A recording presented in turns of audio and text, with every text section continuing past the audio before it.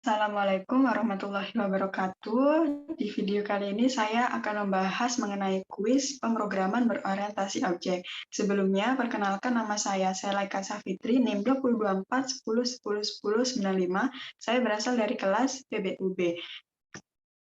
Sebelumnya, saya akan mereview materi PBO dari pertemuan sebelumnya. Yang pertama itu ada objek. Apa sih objek itu? Objek adalah sebuah variabel yang merupakan instan atau perwujudan dari kelas. Kemudian, kelas merupakan entitas yang menggambarkan keadaan dan perilaku dari objek.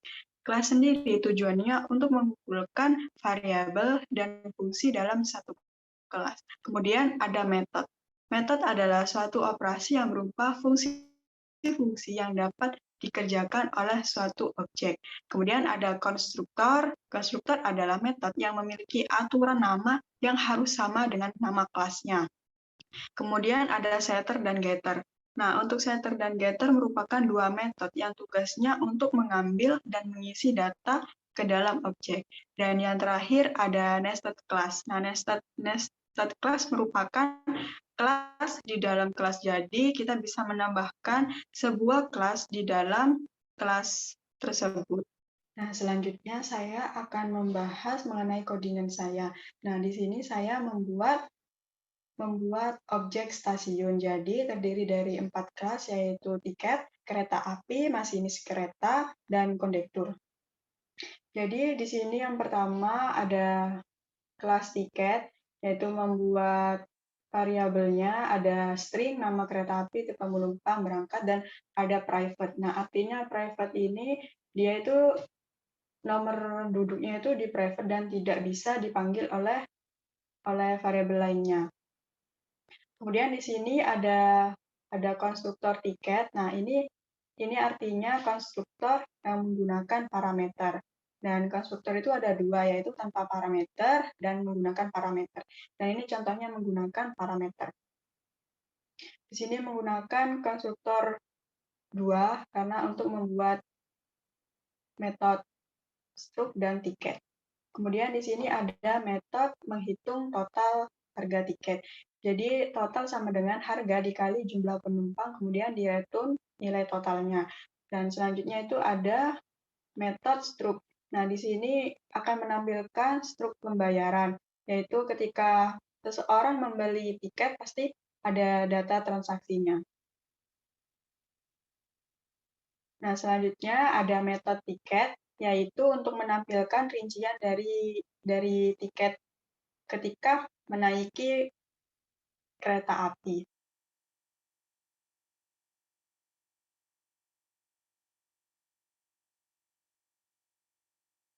Selanjutnya ada public class kereta api, yaitu dengan tipe datanya string, ada tipe perjalanan, rangkaian kereta, operasi kereta, bahan bakar dari kereta, kecepatan, stasiun, dan tujuan. Nah, di sini membuat konstruktor dari kereta api tanpa menggunakan parameter. Kemudian ada metode rincian, yaitu untuk menampilkan informasi dari kereta yang dinaiki oleh penumpang.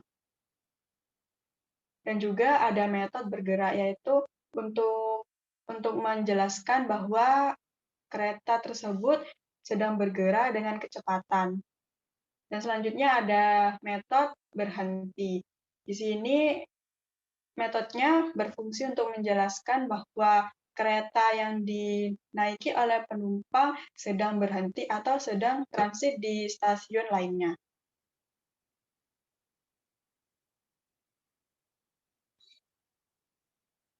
Yang ketiga ada kelas masinis kereta, yaitu kelas yang menjelaskan bahwa di dalam kereta ada masinisnya yang menyupiri kereta tersebut. Nah, di sini ada variabel string dan integer, yaitu stringnya itu nama, jenis kelamin, dan integernya usia. Nah, kemudian ada metode identitas, yaitu untuk menjelaskan identitas dari masinis yang sedang bertugas ketika penumpang tersebut menaiki kereta. Kemudian ada metode mengemudi, yaitu menjelaskan bahwa masinis sedang menjalankan keretanya. Dan ada metode mengerem, artinya metode di sini menjelaskan bahwa kereta tiba-tiba berhenti secara mendadak. Dan kemudian ada metode informasi, yaitu memberikan informasi bahwa masinis sedang memberikan pengumuman kepada penumpang. Yang kemudian terakhir ada public class jenis kelamin. Nah, ini merupakan penerapan dari nested class. Artinya ada kelas di dalam kelas, sehingga di sini ada kelas masinis kereta, kemudian di dalam kelas masinis kereta ada kelas jenis kelamin. Nah, kemudian di sini ada metode laki-laki, yaitu menjelaskan bahwa masinis laki-laki sedang mengemudi dengan kecepatan sekian. Dan di sini juga ada metode perempuan, yaitu menjelaskan bahwa ada masinis perempuan yang sedang mengemudi kereta tersebut. Selanjutnya itu ada konduktor. Konduktor merupakan orang yang membantu masinis ketika mengemudi. Nah, di sini namanya kelas konduktor dan ada variabel string untuk nama, jenis kelamin dan rincian, dan integer untuk usia. Nah, di sini ada public void nama, string nama. Ini yang disebut dengan konstruktor menggunakan parameter, dan di sini juga ada void jenis kelamin menggunakan konstruktor parameter juga, dan ada void usia, dan di sini ada set gerbong dan get gerbong. Nah, untuk metode setter dan getter ini harus diberikan modifier public, karena metode ini akan diakses dari luar kelas. Nah, untuk perbedaan metode dan setter terletak pada nilai kembalian parameter dan isi metodenya. Untuk metode setter tidak memiliki nilai kembalian, void, artinya kosong. Nah, di sini kan tidak direturn. Sedangkan metode getter memiliki nilai kembalian sesuai dengan tipe data yang akan diambil. Nah, makanya di sini diberi return this titik rincian. Kemudian ada void pemberitahuan, artinya kondektur sedang memberitahu kepada penumpang, dan bahwa artinya kondektur sedang memberitahu kepada masinis bahwa kereta sudah siap berangkat. Kemudian ada metode menginformasi, yaitu konduktor di sini menjelaskan bahwa akan menginformasikan tujuan dari penumpang, bahwa artinya dia merupakan perantara antara masinis dengan penumpang. Kemudian ada metode pemeriksaan, yaitu kondektur bisa melakukan pemeriksaan ketika kereta akan sedang berangkat. Misalnya pemeriksaan tiket atau pemeriksaan penumpangnya itu sendiri. Ini untuk file dari mainnya, yaitu diberi nama kelas stasiun. Dan ini untuk mainnya dari tiket, yaitu tiket transaksi sama dengan new tiket, dan di sini diisi data sesuai dengan tiket tersebut. Dan transaksi.struct, artinya dia mengambil data transaksi dari metode struct. Dan ada tiket karcis kereta sama dengan new tiket, dan di sini juga diisi. Kemudian ada karcis kereta, dia mengambil metode dari tiket.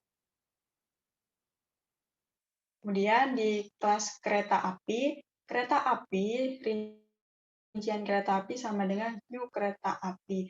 Jadi di sini menambahkan rincian kereta api, dan kemudian diisi sesuai dengan datanya. Dan di sini ada rincian kereta api, rincian, artinya rincian kereta api diambil dari metode rincian. Kemudian ada kereta api gerak sama dengan new kereta api. Dan di sini menambahkan gerak. Dan kemudian gerak diambil dari metode bergerak. Selanjutnya, kereta api henti sama dengan new kereta api. Jadi ditambah dengan henti, dan henti diambil dari metode berhenti. Nah, di sini ada masinis. Masinis kereta, identitas pengemudi sama dengan new masinis kereta. Jadi ditambah dengan identitas pengemudi, dan kemudian identitas pengemudi itu diambil dari metode identitas.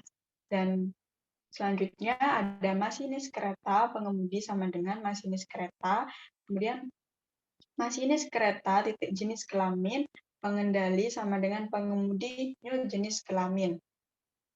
Dan ini merupakan dari penerapan dari nested class. Nah, di sini kan ada kelas masinis kereta, kemudian di dalamnya ada kelas lagi, yaitu kelas jenis kelamin. Dan selanjutnya, mengemudi artinya dia mengambil metode dari mengemudi, dan ini mengambil metode dari mengerem. Selanjutnya, pengemudi informasi mengambil metode dari informasi. Dan ini mengambil metode dari laki-laki yang ada di kelas jenis kelamin, dan ini juga mengambil metode perempuan yang ada di kelas jenis kelamin.